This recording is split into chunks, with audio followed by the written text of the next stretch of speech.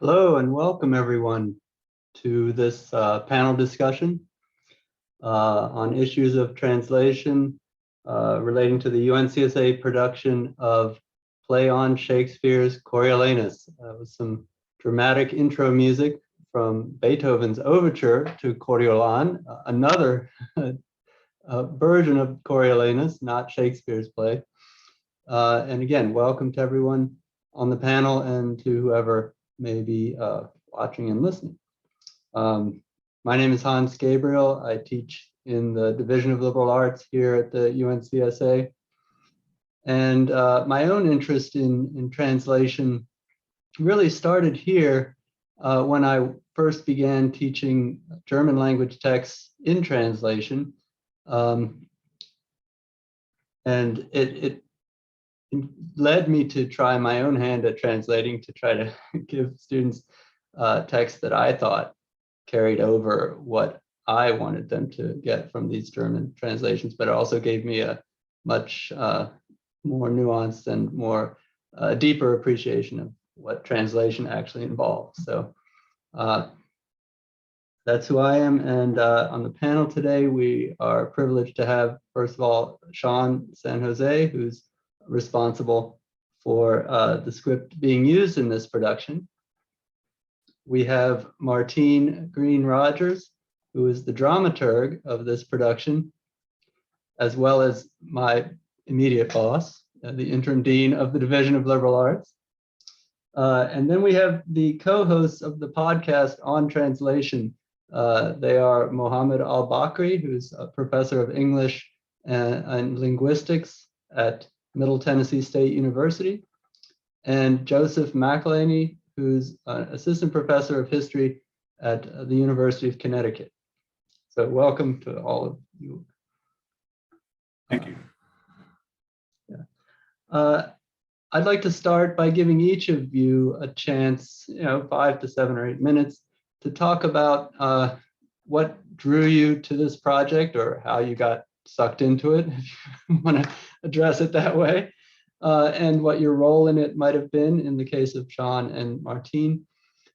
And then in the case of Joseph and Mohammed, what in your own background and your own interest in translation made this or projects like this of particular interest. So I'll start with Sean and I'll let you guys take it from there. Fantastic. Thanks, Hans. And hello, everyone in Zoom world. Can't see anybody but these lovely panelists and my old friend Martine. Pleasure to be on here and pleasure to talk about it. I feel like I should be in the audience with you and listening to you all. But I came to the project by way of Play On, which is the initiative that started at our country's largest theater, Ashland, in Ashland, Oregon, the Shakespeare Festival there. And there was an incredible woman, incredible mind there, person by the name of Louis Douthit. And Louis Douthit was a real motor and genius up there, and sort of practical terms, did a lot of the literary work, dramaturgical work, and such at Oregon Shakespeare for many years, 20 years plus, and so worked on all the canon, but also new plays and other offerings. So I had known her through the work that I do, and now this is the interesting thing about having me in the group is that I work entirely in new performance. I work here in the Bay Area, San Francisco Bay Area. I work with a group called Campo Santo, which has been creating, developing new works for and by people of color since 1996. And more recently, I'm also work at the Magic Theater, which presents all new plays, also in San Francisco. So that's my world, that's my work. I've known Louis Douthit through different projects and just from her great reputation. But I had been up in Ashland, and for those of you not been there, it's this, the sort of typical, the emblem of bucolic, this tiny town that exists basically for Shakespeare plays. I'm not a Shakespeare person. So while I was up there, I still haven't quite figured out, but they have incredible groups of artists that come up there and they do the works, practically year round. And I was up there for a festival. It was a Latino play festival is what it was for this particular thing. Before the terminology Latinx, Latine, so no, don't know anybody get offended by that. That was what it was called. So we were doing that, and she took me out and was like, "Hey, I want to talk to you about a couple things." And she said, "Look, I'm doing this new thing, and we're going to take the canon of Shakespeare, and we're going to create new versions of it." Now, I just have to tell you this by way of here's my, for Joseph Muhammad, this is what translation meant to me. I translated what she said in my head to be, "You're doing adaptations of Shakespeare? Hell yeah, I'm in. Excellent." And I might have missed all the other details because all I could think of was like, which one am I going to do and how am I going to adapt that and what will I make this work at? So some of the work that I do, I've been fascinated by taking other forms, whether it be prose, poetry, short story, and using that as the core of creating something performative. I love the narrative voice that's on the page and finding ways to make that performative. So Eden had dabbled with adaptations, whether it be Greek or Shakespeare. And then when we finally got down to brass tacks about it, she said, "Well, look, what we're trying to do is we want to create the canon for the HITZ project, HITZ, the people behind it, in order to create language that people can hear in a more immediate way." Now, there, of course, was immediate backlash from the so-called purists, people saying, "Oh, you're going to dumb it down, or you're going to make it modern for modern's sake." That here's the thing that made it so hard and then ultimately rewarding for me is the play on the strictures of it are to do a line by line translation of it. So you cannot change characters, you cannot cut characters, you cannot cut scenes, you cannot change location, and you're essentially creating a line by line translation. It's in order for our ears to hear things differently and maybe more immediately. And I'll say this by way of the practical task of it. They send you a document and it's really like a workbook. And on the left side is the Shakespeare, annotations, the line numbers, everything. And on the other side, you better go to work, son. And so that's what I did. I picked Coriolanus out of a kind of a lack of knowledge of the canon, but also an immediate response to what I feel the play is about, covers a sense of populism. The people have something and the people need something, and we have no political structure in order to make that work. And so there are problems abound, whether that's through a character like Coriolanus or the structure of the government or the way the people responded. And so I found that immediately exciting. And what was helpful for me translation-wise is in my head, to have those sort of misguided adaptation thoughts, I was able to understand it in my world in a way, so that I wasn't entering the Shakespeare Coriolanus world so far away or so from the outside or so superficially, but rather there were thematic, emotional, socio-political things that were of interest to me, and then went about it. And it really was a difficult and tedious task, but it was also a simple and direct task. Like, what, when you read it, makes your brain stop a few extra beats? Now, trust me, I admire and love the poetry and the thought process of the Shakespeare. But I feel as an audience member, and this is a person that works in theater, if I'm working 2 or 3 revolutions in order to understand a line, I have missed 4 or 5 other lines. Once I've missed 4 or 5 other lines, I may have missed the speech. If I miss the speech, I may not understand the context of the scene. If I miss the scene, there goes the act, etc., etc. So I was trying to find a way where I would be able to scan a line and say, do I have the sense of it? Now, just like anything, we don't have to understand everything, but if you can't intuitively get a sense of it, and so that's kind of how I went about it. The other thing that was really the goal or the fire, if you will, for me translating it, and Martine and I worked on this with actors too, and this was much more exciting to do when you're embodying it, is that I felt I did my task of translating line to line, but what I was really hoping to attain with translation is what Louis and what the Play On initiative is for us to hear it anew. I felt in order to hear it anew, I had to imagine who was embodying it. And for me, I wanted to embody it with the world that I come from and live in, which is not to say I want their garb or their clothing, their style, their fashion, even their rhythms to change. I was still adhering to the time period, the scenarios, everything. But if the world is not filled with people of color, if the world does not have queer people in it, if the world does not have a majority of women in it, it is automatically a pretend fictitious world to me.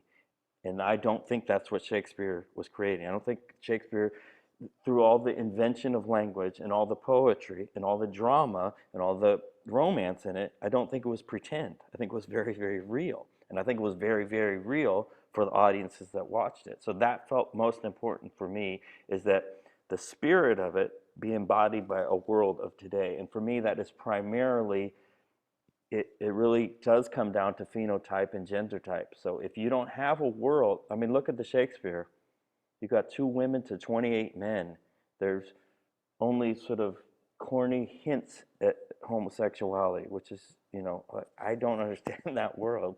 There is no cultural references outside of the few exceptions to the rule that have to do with cultural lineage that has anything outside of the European. That is a world that I do not comprehend. So therefore, if I were to do it, I didn't want to do that void of that. In fact, I couldn't do it void of that. It would be like, taking an anatomy lesson in Russian, and I don't know anatomy and I don't know Russian.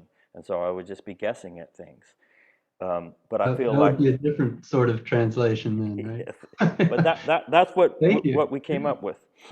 That's great. Thank you. There's a lot to go back and touch back on there, especially with regard to what you just said, and then also with regard to adaptation versus translation. And hopefully we'll have time. Thank you.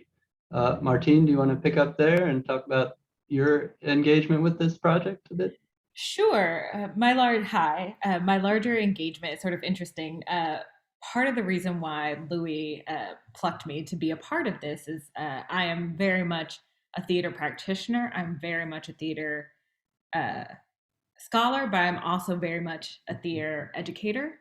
And so one of the things that was really interesting and or of interest to the Hits Foundation and to Play On was, how do we reinvigorate a love of Shakespeare?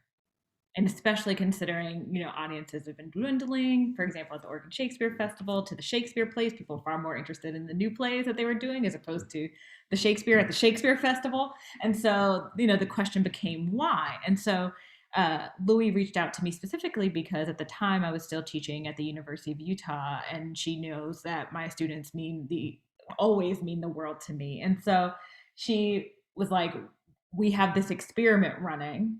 We're really curious about what this experiment would look like in an educational setting. And so the extrapolation of that is that at this point now, every single institution that I've been at since my time at the University of Utah, I've always somehow figured out how to bring Play On into the space. So that's been great. And so then fast forwarding to my involvement with this particular one, because I was actually the original dramaturg on the Play On versions of Two Noble Kinsmen and Comedy of Errors, and I ended up on Sean's because the original dramaturg on that couldn't make the festival, I think, if that's right, Sean, that we were doing at the time or something. And so basically needed someone to sort of pitch hit in terms of coming into the room. And it was so great because the thing that was fascinating to me was really getting into what Sean started talking about, which is like the world that was being created and how does that world look now? Like part of the translation is, if part is figuring out what is today's relevance, and that's nothing different than when we do any play. It's always why this play now, and so the question becomes what is the contemporary relevance. And so what Sean was starting to touch into in those sort of early the workshops that I was there for was what happens when you start to think about the gender dynamics and what does it mean? Is there something about the message that it hits home even further if we start to shift the bodies that are telling the story?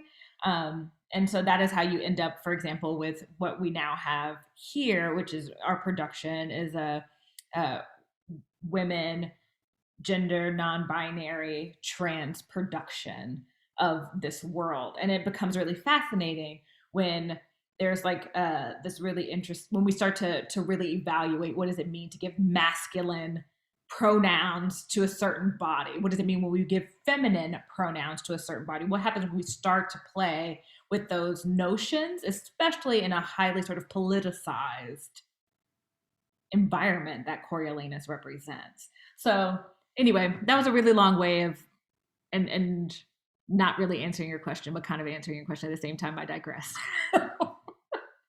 Yeah, I think I got an answer of what your role and involvement is. Yeah. And I hope we can come back a little bit to the idea of dramaturg per se. Is that also inherently someone that sort of does some of the work that Sean maybe did linguistically? In other words, take the text that may not be easy linguistically for student actors, for example, to grasp and make it relatable, to use that term, to them. So maybe we can come back there. Mohammed? Uh, Thank you. I've really enjoyed listening to both Sean and Martine. And so my involvement in this project, of course, is based on your invitation, Hans, which I'm very happy to be part of this great panel. I am a linguist by training, but I'm also a translator. In fact, I like to think of myself as someone who lives in translation. I started my career translating nonfiction and then some fiction short stories. And more recently, a few years ago, I was involved in translating an anthology of Arabic Egyptian drama, 10 plays into English. And that was probably one of the most fulfilling and gratifying projects I ever got engaged in, because unlike doing research on language or even translating fiction or nonfiction, drama translation is a much more collaborative process. And I want to talk to both of you about that. It's not a solitary act. You are sitting by yourself. You are getting feedback from the dramaturg, the director, the actors too. You do play aloud, reading the text, and you can feel where the actors stumbled, right? They give you feedback about that. So it's not just in your head. So that's really one of the most fascinating aspects about drama translation, especially translation for the stage, performative texts. The other very interesting aspect of this project for me is that as a linguist, I also teach history of English language. And of course, when you teach a class like that, you cannot escape Shakespeare. You have to use excerpts from Shakespeare to show students how language used to be 400 years ago and how it has evolved. Language, of course, never sits still, right? And they're always amused by the Shakespearean language. Of course, it's very poetic. It is not easy to understand, even for Elizabethan audiences. It was much easier for them, but they still had to do some cognitive work to understand Shakespeare, because people in Elizabethan time did not talk like Shakespeare, right? They did not talk in iambic pentameter.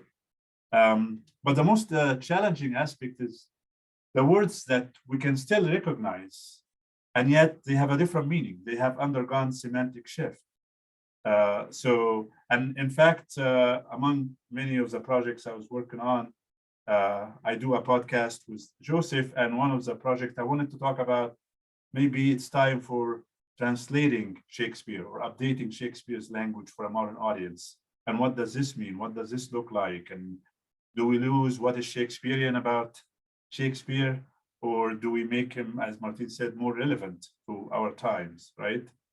So all kinds of issues there. But on a personal level, I'm a lover of theater. I go to any Shakespearean performance that is available to me, whether here or in Nashville. And I always enjoy it, but I'm always frustrated too. Because even though I'm a linguist and I have a fairly good grasp of the history of the language, I don't get everything. The language sometimes washes over me, right? And especially when it comes to comedies, and when I find other people laughing around me, and I'm not laughing because I'm not getting it. I always wonder, what am I missing? You know, there's something going on there. And I mean, I talk to other people about that, and sometimes they said, well, you don't actually understand everything. You go by the feel, right? And how the actors perform the lines and so on. But I would 400 years. So there is a long time.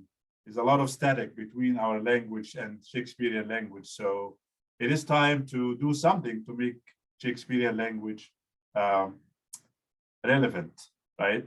Now, to what extent, what do we do? How much intervention? These are the kind of questions I'm really fascinated with, and I would like to ask everybody about the process and your view of what translating from English into more modern English mean. Great, yeah, thanks. And we all know the feeling of everybody else laughing and we're not laughing. I think we all know that feeling. Joseph? Thanks, Hans. I'm here like Mohammed. And first of all, I just want to say how great it was to hear Sean and Martine and what they had to say. And part of it, so I came, my training is actually in classics. That's what my degree is in. I've done translation. I did a translation of a medieval monk's autobiography for Penguin some years ago, and translating some fragments of a Latin polymath currently. And obviously engage in that process, you know, I gained a great deal of sympathy, right? Often I criticize translations and stuff like that. And it really, I have to say, doing it really, I think, broke down a lot of barriers and biases I had about the work of translation and what it meant to translate, like what that word meant. So I became actually interested really in the history of translation, particularly the idea of translation and what it meant, like what counted as translation. And I actually think, you know, going back then to kind of my field and Greek and Roman and the ancient Mediterranean and generally that really kind of the dominant idea of translation that we work with really grew out of a historical moment, and one that I would say kind of represented an ideology of both a kind of Roman and Christian imperialism. Wouldn't be, I think, too strong a word for it. And part of it had to be like to guarantee the transfer of meaning, right? And in some ways, that's kind of the dominant metaphor. Well, we got a translation, right, is a transfer of meaning into something else. And I think there are a lot of problems with that. And I think a lot of the problems, theoretical problems with translation come about in some ways, a narrow way we think about it, even though we've started to kind of broaden things out. And I'll say I was really excited to see the play on Shakespeare use the word translation, because I think that's exactly right. Rather than adaptation. And I'd actually go and say, to me, the difference between translation and adaptation is kind of a meaningless distinction. It's based on kind of, I think, a problematic idea of what translation really is. And I would even push it further. I mean, I would say, like for Coriolanus, I would say Coriolanus by Sean San Jose, right? And it's interesting to think about, like, why we don't, right? Well, we say, well, okay, because as Sean just explained, you've got the text of Shakespeare and then he's translating it in his way line by line. But if we did a thought experiment and just forgot about Shakespeare's Coriolanus, I think what we're left with is, I think Sean used the word like kind of a spirit embodied. I would say that's kind of your spirit in there, right? And it's to me, it would be your Coriolanus. And so I think the reasons oftentimes that when we talk about, well, we have to say it's a translation or adaptation, are factors external to the act of creation, right? The artistic endeavor itself, right? And I'll just kind of finish to use maybe an analogy from the creative arts, right? Or let me use two examples. One, we call a translation like, say, a laundry tag, like washing cold water, tumble dry low, and you translate that to different languages. And we might treat that the same way as translating a poem by Sappho. But I would say those are actually, even though they superficially seem the same thing as if we're putting them in different languages, they're actually extremely different processes, because I would say one is a creative artistic endeavor, the other is not. And if we use that as kind of a model for what translation is, I think we can say something like, think about Jasper Johns and his Ballantine ale cans, or Andy Warhol's Brillo boxes, or Campbell soup cans, right?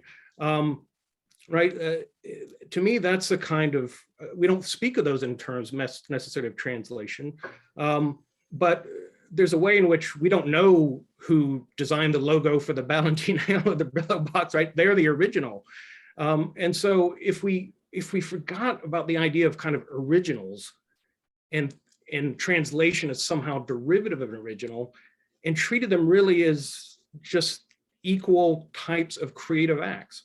Almost anything we call an original in some ways is just, or anything we call anything we call an original usually just means we don't know what was behind it, what was being translated. Shakespeare himself, a translator of different material, and in some ways he's a collage. He used the translation of Ovid by Golden. He used North's translations of Plutarch. He used other sources and he put them together.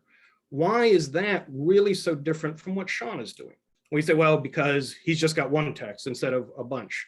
But he's doing the same thing, and I think he deserves equal credit in that regard. And I think we can, if we got rid of this kind of problematic notion of translation and just thought of artistic endeavors without the notion of original behind them, I think it kind of frees things up, and we don't have to then speak in translation always in terms of loss. What's missing?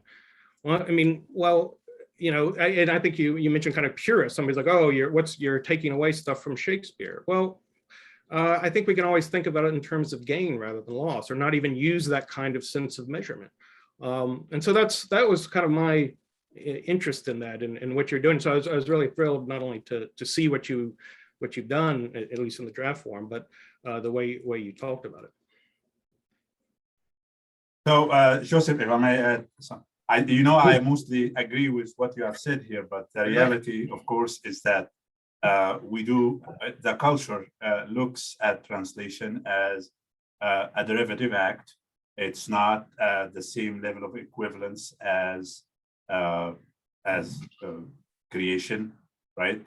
And this is even all the more fraught when you are dealing with somebody like Shakespeare. Shakespeare is not an author. He's like an emblem, a signifier in the culture, the greatest writer. So in the English language, perhaps, at the same level as the Bible. So he has that sacred, divine authority almost in the culture. So right. Some people would consider it a sacrilege if you just, say by Sean San Jose and not mention the fact that this is, even the word translation itself here, and I was going to maybe throw it to you, Sean and Martin, even in your own announcement on the webpage, you have Coriolanus updated to a modern audience by San Sean Jose. That's one article I saw. The other one, translated, quote unquote, right? So maybe you can talk. I mean, there is something there, whether it's conscious or unconscious. The word updated was mentioned, which is a term that some people will find less objectionable. And translated was used, but it was in quotations. So, Martin, did you write that? Did you have a hand in writing it? Sean, what do you think? How would you see that?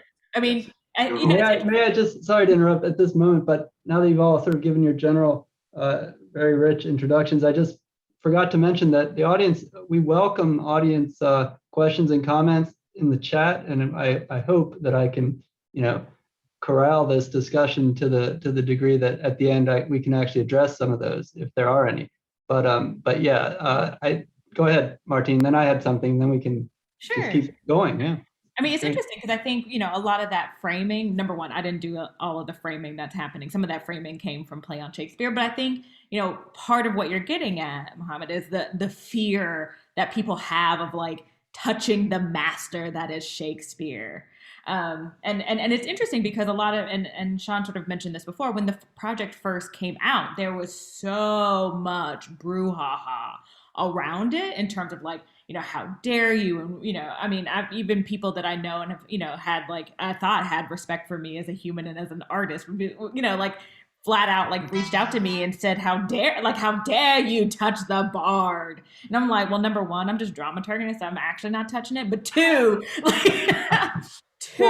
like, there's nothing sacrosanct about the work, especially considering it's outside of the public domain. So, I mean, or like it's in the public domain. So, like, why is everyone so invested in the very specific words? And what happens? And to me, what was interesting about it and why I was interested in going down the rabbit hole of the experiment was really based in this idea of, like the thing that I like to pull on is that whole Tawny and Beard joke that is in Midsummer Night's Dream that no one actually gets. It's a whole joke no one gets. And if you have to take the time to explain what all of that is, it's not funny anymore. So what do most people do? They cut it.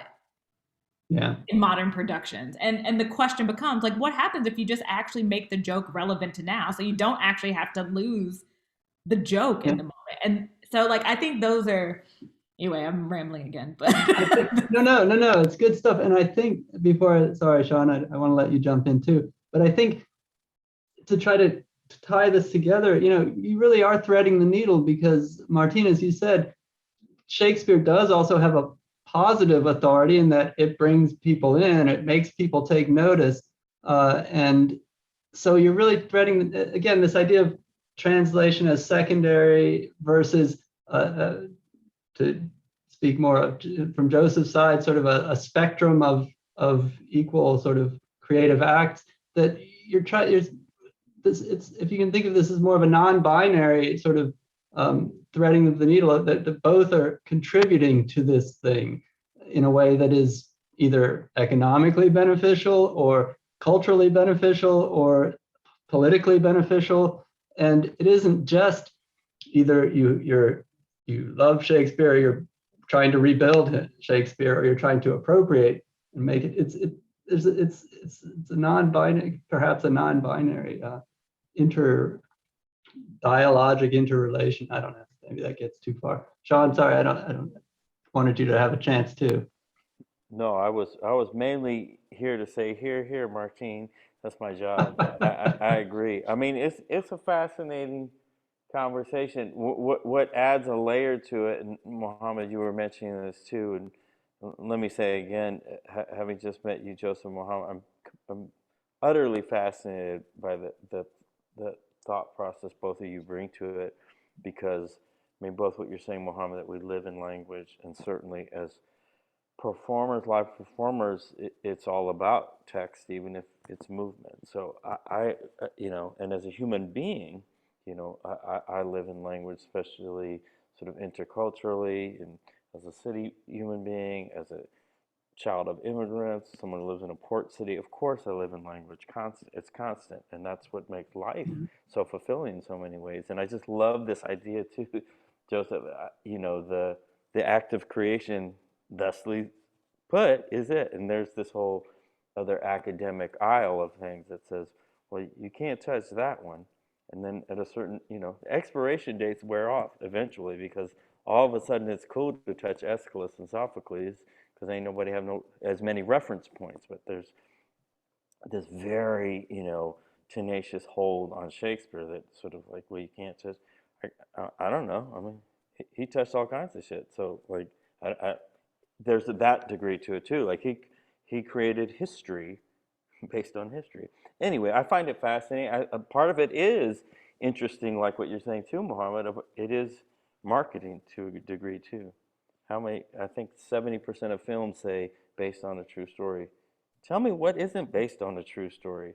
But the very notion of that preface sort of invites us into this moment of belief that this one is real, as opposed to every other one that is made from a human or soulful or divine creation. That's very true story to me too. So I found that very interesting. But then the bottom line for practical purposes for like Martine and I is like, it's performance. So no matter how much we believe in the word, the word ultimately has to be embodied, and once embodied, not even just filmed for what we do, it has to be interacted with the human beings that are witnessing. There's the real dialogue, audience and performer. And so there's a whole other whatever nomenclature semantics we want to use there too. There's yet another layer of translation or adaptation or dialogue going on, because on the page some of these are mwah, and then in real life they're or on the page they're obtuse, and then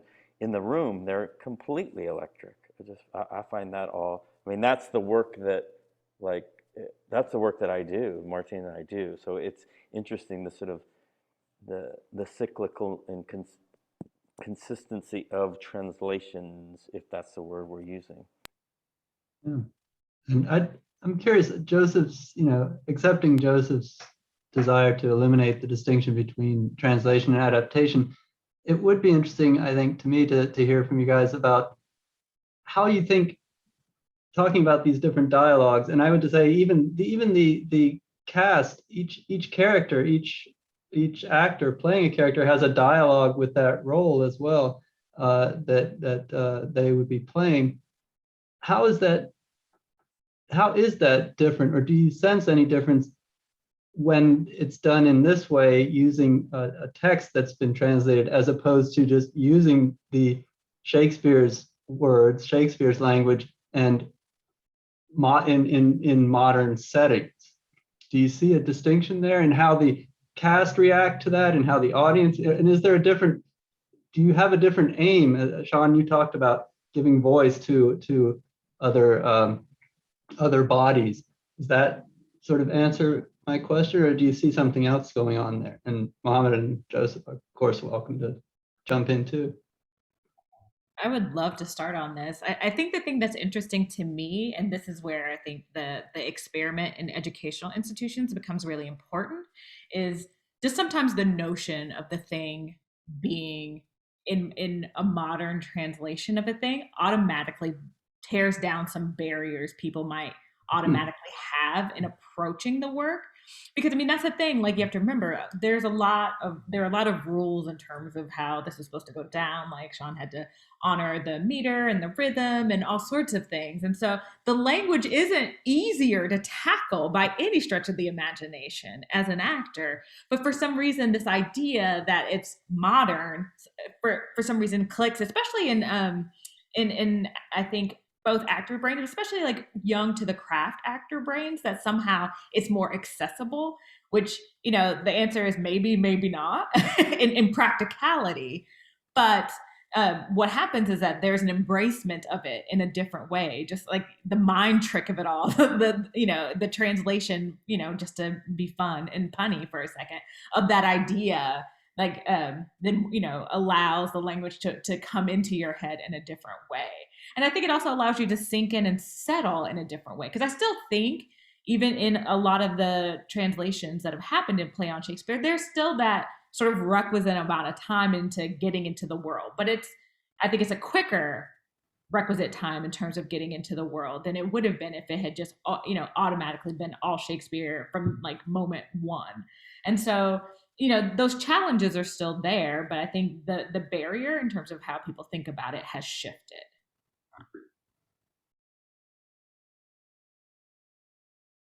I was Yeah, wondering, if this was a topic of discussion, the notion of translation. There are a spectrum of other labels that could be used, which pretty much mean the same thing and are perhaps less emotionally fraught, less politically fraught.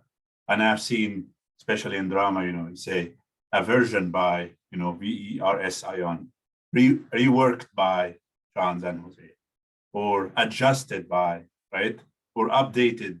So why did you settle on the term translated, even though sometimes you distance yourself from it by having it in code? So what was this a discussion and it was settled that that's the best term to capture what is happening here?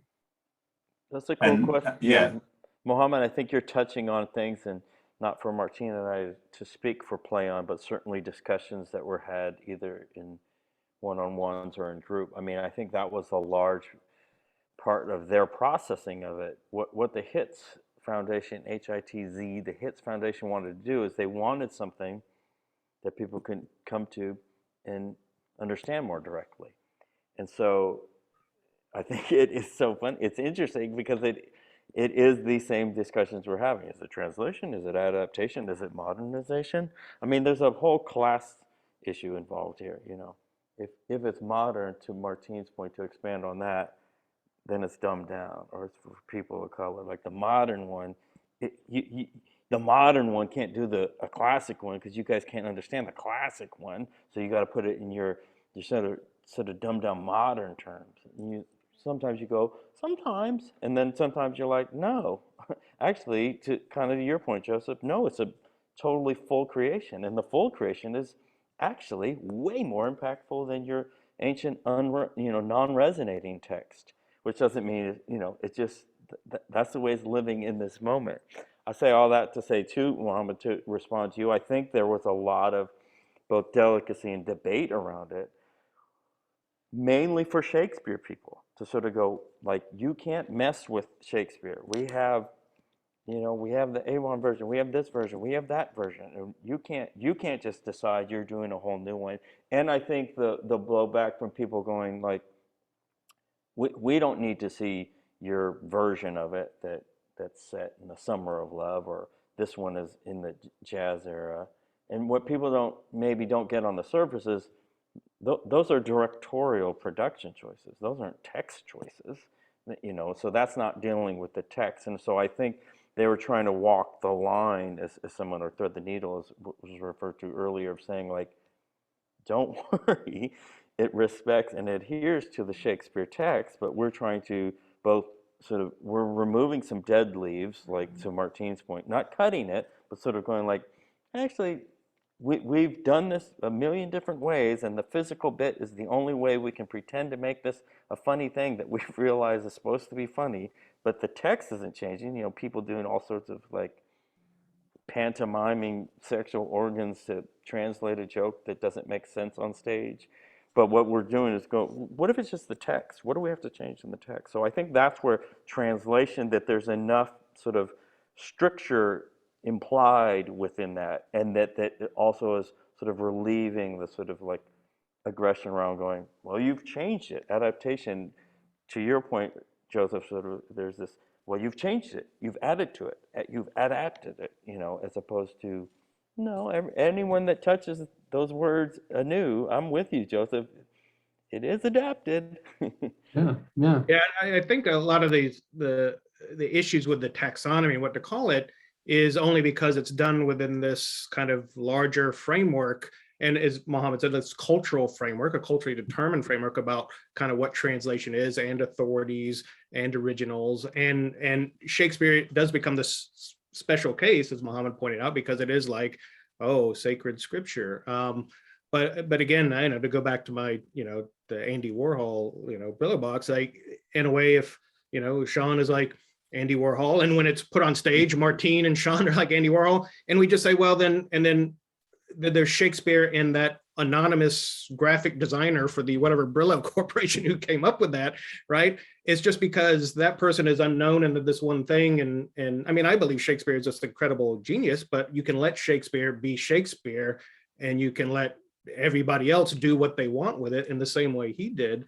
But it's only, the difference between like Andy Warhol is because that original Brillo box designer is just some unknown, whatever corporate person, not put on the same pedestal as Shakespeare.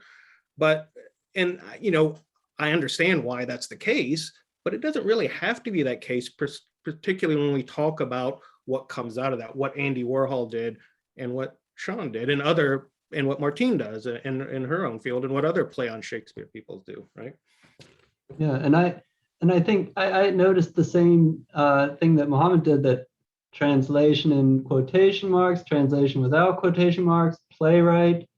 And I think what I would call, I mean, to me, it reminds me, it's an anxiety, right? It's the same anxiety in a way, this anxiety of authorship, that on the one hand, you want to pay appropriate homage to this accepted authoritative precursor, while also empowering yourself in an act that is creative. And I think, again, thread the needle, walk the line. You don't want to kill the father in the anxiety of authorship original example. And you want to try to bring it back alive, right? Somehow.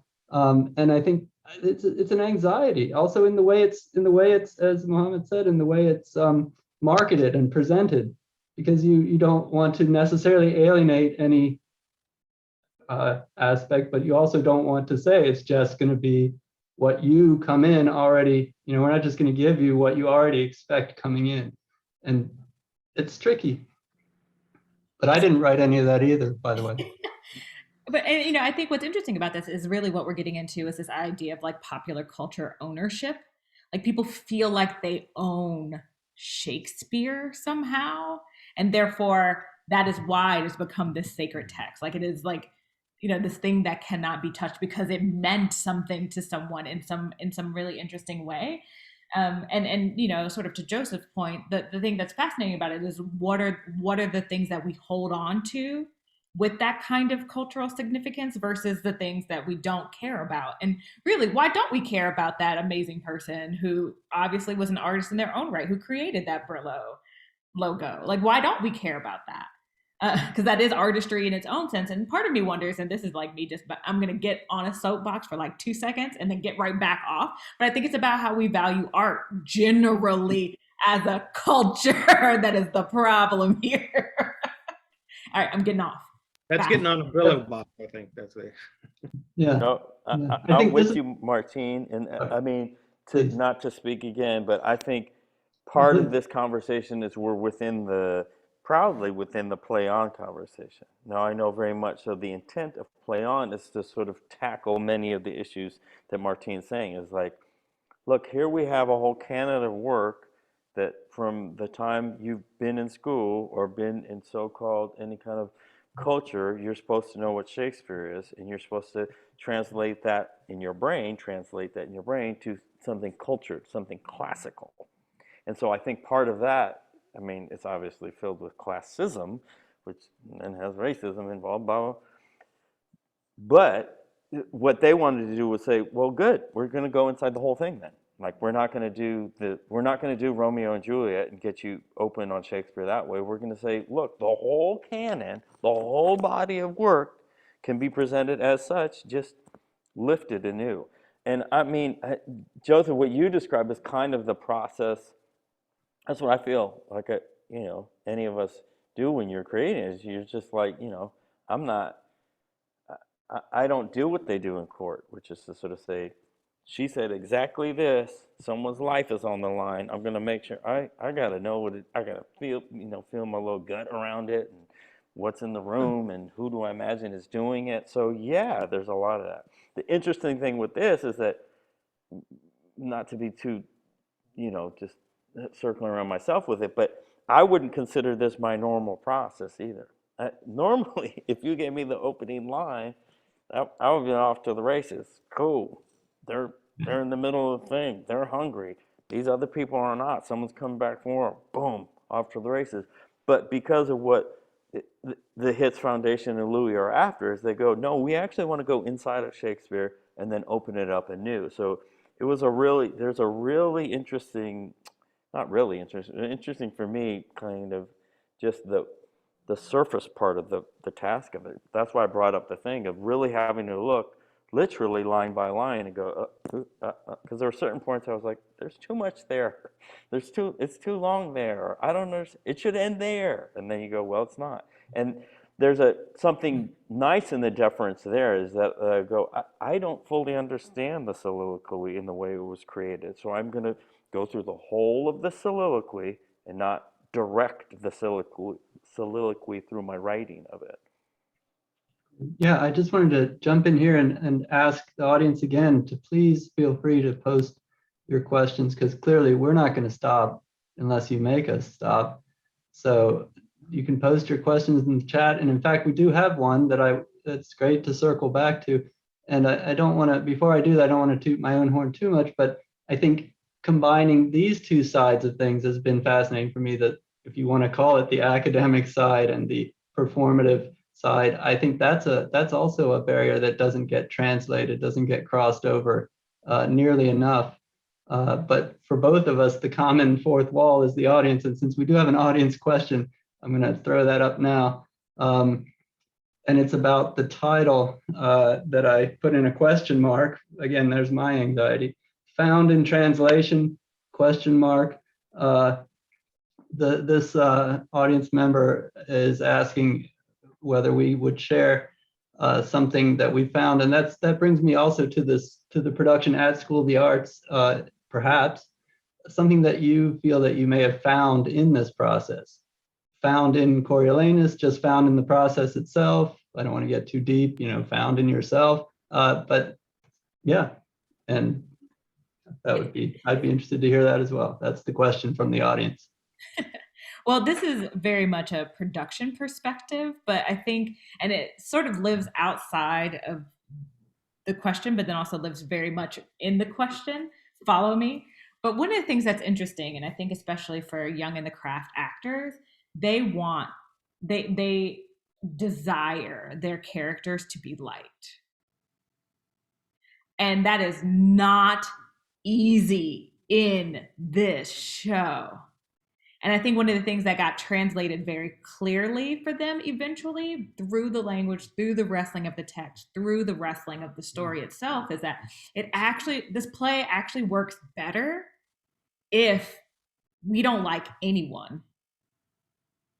And part of the reason why, back to the sort of translation of it all, is the relevance of Coriolanus here and now, like why this play now, is basically what an audience member takes from it. And you can't try really hard to wrangle this character into something that people are going to like and think it's going to work. Everyone in this world is flawed, as in the real world. And what we watch is what happens as all of these people's flaws come together in this horribly brilliant way to create downfall.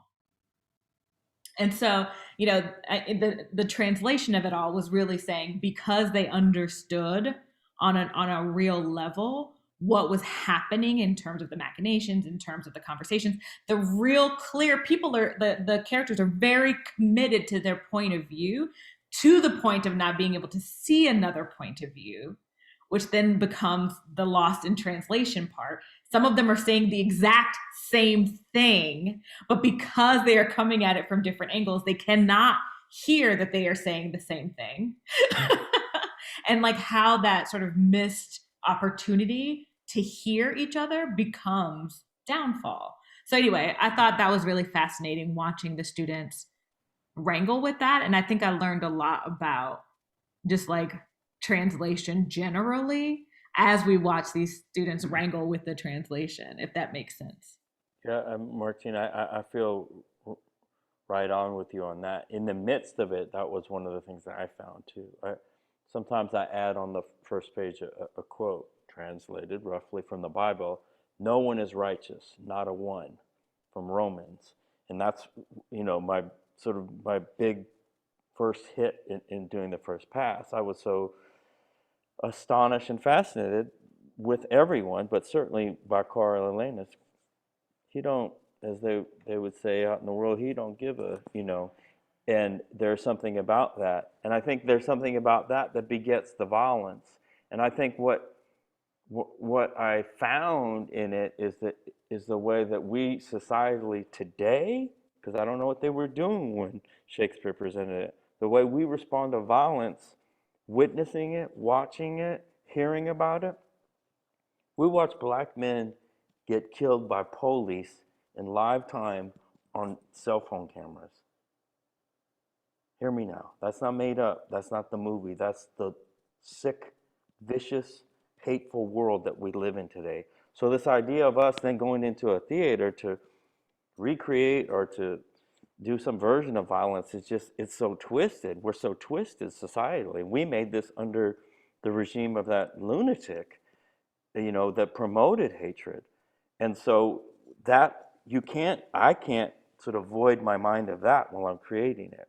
And so that is also about that the real act of translation is what the great director Rael Marikadze is doing, what she's doing right there, that's the real translation. But I felt like you wanted to put it in place that it has, I wanted it to have and be embodied, centered, rooted, driven by women and non-binary bodies, because I think we're so inundated with the thought of violence, and violence is really driven by the sick male mind and the sick male drive in it. And don't trip anyone out there. I'm not saying men are inherently evil, but there is an inherent violence that is led by men. Let's just look at any history book. We know that to be true. So I think I say all that to say, and my soapbox is way bigger than yours, Martine, is to say that when we want to listen or witness a story like this, I think sort of even removing it from a man's body doing it was very important to me, because I think there's kind of a, we check it off. Of course men are violent. Of course war is violent. Of course soldiers do that. Of course warriors do that. And that you don't hear the arguments, and you don't hear the actual muscular struggle that happens in a play that is also profoundly direct, to Martine's point. So it isn't people going Hamlet style, I don't know what they're going like, this is what I think of you. And I'm going to say it right to you, people that I am supposed to serve. It's really deep in that way, and it's really confusing. But then there's this whole other, I mean, it's so violent, but we live in a violent world. So it's really going to be interesting to see what happens when you see that enacted. Sorry for talking so long.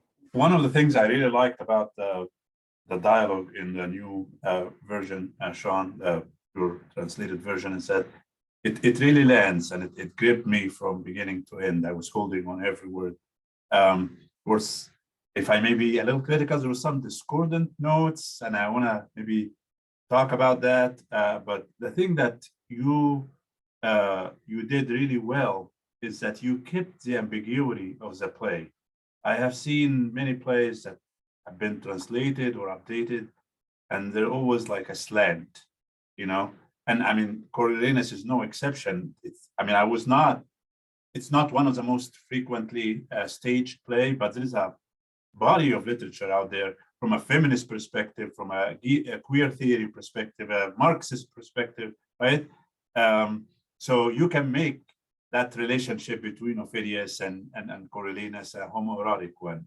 You can look at, from a Freudian perspective, the relationship between Volumnia and, right? And you did not impose any particular interpretation, and you did not Americanize the play either. You didn't call the patricians the one percenters or something like that. And I like that. I like that every translation is an act of interpretation and intervention, but you try to keep the balance and keep and open up the ambiguities and the polarization that is already there in the text. And in that sense, I felt that it's really getting inside the text, as you put it. I think that's a beautiful place to end. I mean, I want to go see that now. I want to hear it, and even though I've read it already myself, and perhaps not coincidentally, it is 6:02. So I think we're going to leave it there. I wanted to thank you all again so very much. This has been a lot of fun. As I said, these kind of interactions don't happen often enough for my liking. But I'm so glad we could make this happen, even if it was virtual. And I hope the audience got something out of it as well. I wanted to thank John Bowers as well, who was the technical brilliance behind all of this, made it run what I think was, from my perspective, flawlessly smoothly. So thank you, John. And thanks to all of you. And I hope I can see you all in person soon enough. That's the COVID mantra that we always end up with, I think. So thanks, and take care. It was great meeting It's a pleasure everybody. to meet you, Sean, for the first time. Thank you. Thank you all so Thank you much. guys so much. Bye-bye.